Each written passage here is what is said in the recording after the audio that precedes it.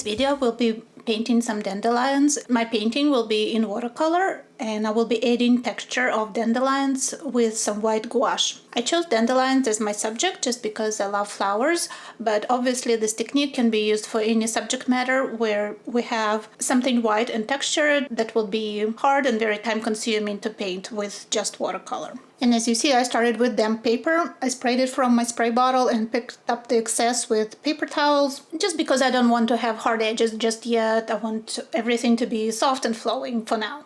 I didn't do a preliminary drawing because I don't want pencil lines to show under my watercolor. And this is a pretty straightforward composition, so I'm just gonna draw it with my brush. I'm using yellow. This is New Gouache.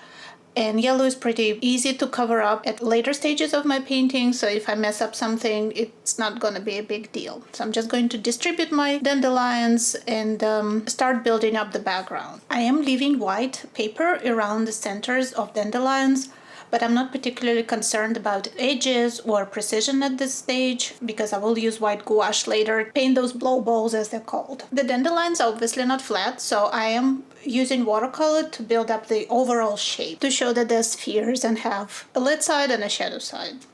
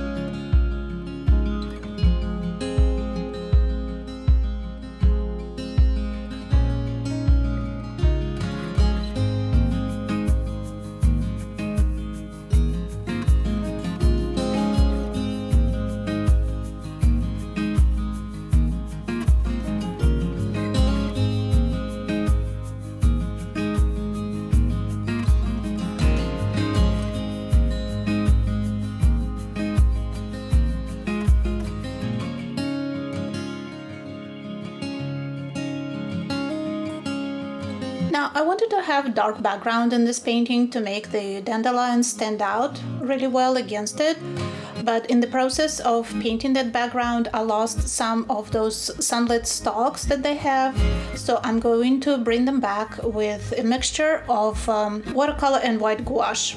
That's called body color. I use it quite a bit in my paintings, so I'm mixing white artist gouache. It's water-soluble gouache with watercolor that I use for painting the background. And I can work on those closed pods as well that are getting ready to open and become fluffy, bring them back as well, and add some leaves and grass in the background. Those dandelions don't have a lot of leaves, but we can kind of imagine that something's going on in the background to add a little more interest and texture.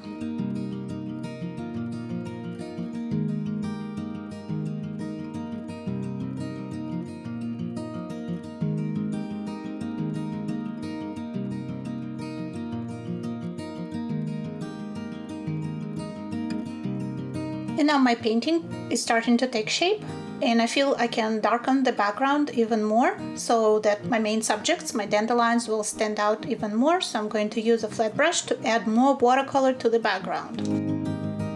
This technique is called negative painting because I'm painting around my shapes and between my shapes, and I have another video where I talk more about this technique while I paint a yellow hibiscus flower, and I will leave you a link in the card right here and also in the description of the video.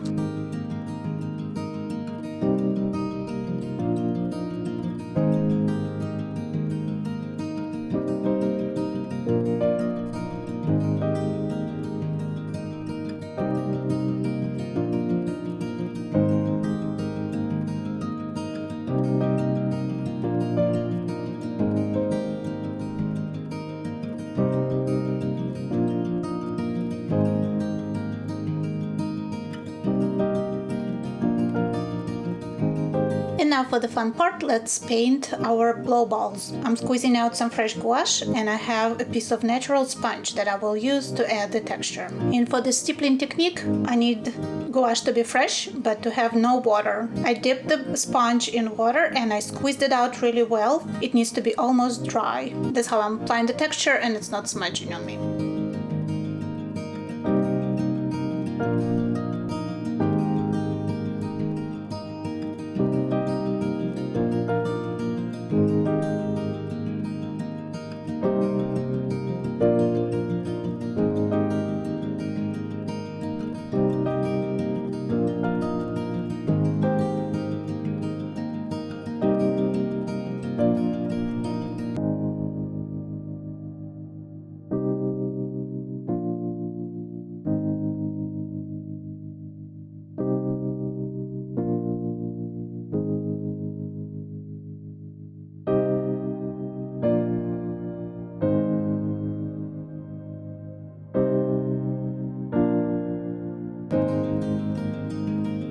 And I can also use a small brush to add those little stalks that each seed pod has.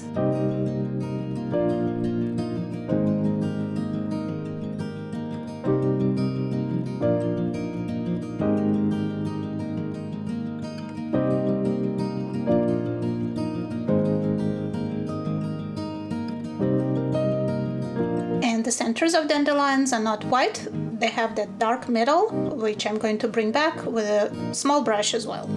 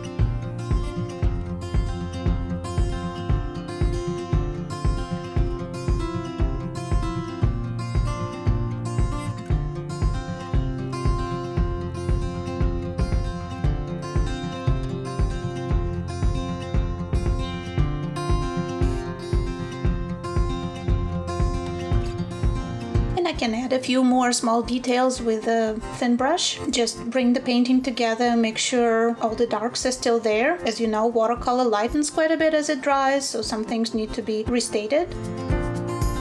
And I think we're done. Here are my fluffy dandelions painted with watercolor and gouache using a stippling technique. I hope you found this video useful and you will try this technique. Let me know in comments if you did and if you had good results.